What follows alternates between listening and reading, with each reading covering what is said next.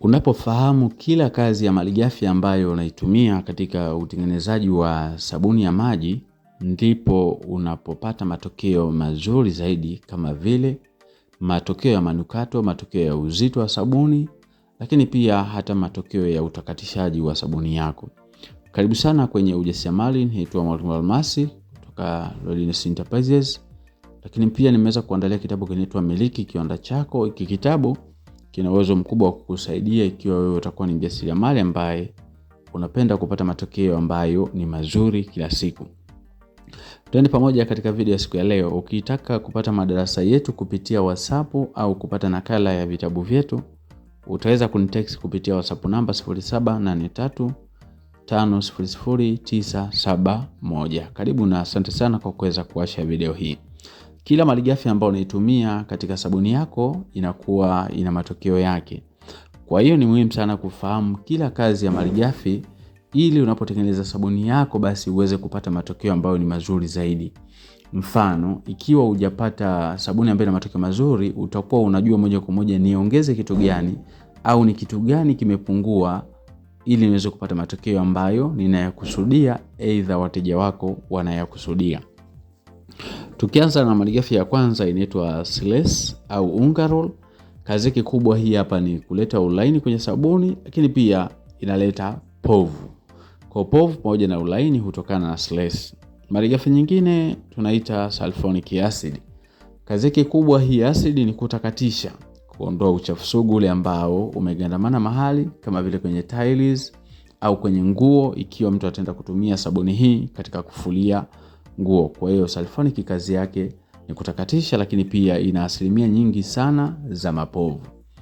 Malighafi nyingine ambayo tunaitumia ni chumvi, na wakati mwingi tunatumia chumvi ya mawe. Kwa nini? Kwa sababu chumvi ya mawe inatusaidia zaidi katika kusagasaga Siles. Ndio maana katika formula ambazo tunajifunza unakuta kwamba tunachanganya chumvi ya mawe pamoja na Siles kwa wakati mmoja. Kwa nini? Kwa sababu ile chumvi inasaidia kukatakata au kusagasaga ile Siles.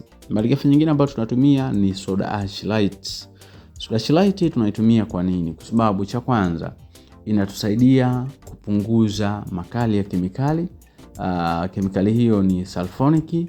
Kwa hiyo tunapotumia soda ash light inatusaidia kuneutralize ile acid. Ikiwa mtu atatumia sabuni yetu, basi asichubuke wala asibabuke mikono wakati anatumia bidhaa yetu ya sabuni. Malighafi nyingine tunatumia CDE. CDE pamoja na glycerin, kazi yake kubwa ni kulainisha sabuni, lakini pia kumlinda yule mtumiaji anapokuwa anatumia ile sabuni, basi atakapomaliza kutumia sabuni asipauke ile mikono yake ibaki kuwa safi na salama. Lakini kwa upande wa CDE pia inatusaidia kupata ile clear ya sabuni. Unakuta sabuni ina uangavu mzuri kabisa, inavutia, aidha ikiweko kwenye dumu ambalo ni transparent. Malighafi nyingine tunakuwa tuna rangi. Rangi kazi yake kubwa ni kutusaidia kupata muonekano ambao ni mzuri, na rangi zipo aina nyingi. Kwa hiyo utaweka kulingana na pendekezo lako wewe au wateja vile wanavyopenda. Malighafi nyingine tunatumia perfume. Perfume pia hutusaidia kutupa manukato mazuri, na wateja wengi wanapenda sabuni ambayo inanukia, na ndio maana unaweza kuona kwamba kila mteja akishika sabuni yako, cha kwanza anawahi kwenye kuinusa. Malighafi nyingine lazima tuwe na citric acid kwa ajili ya kutunza sabuni yetu iweze kuishi muda mrefu pasipo kuexpire. Lakini pia tunakuwa na alka2 kwa kuongeza uzito wa sabuni yetu. Karibu sana. Ukipenda kujifunza zaidi, nimekuandikia namba zangu, utanitext kwa WhatsApp hapo. Mahitaji ya darasa au kitabu, utanitext kwa WhatsApp, nitakusaidia kwa wepesi.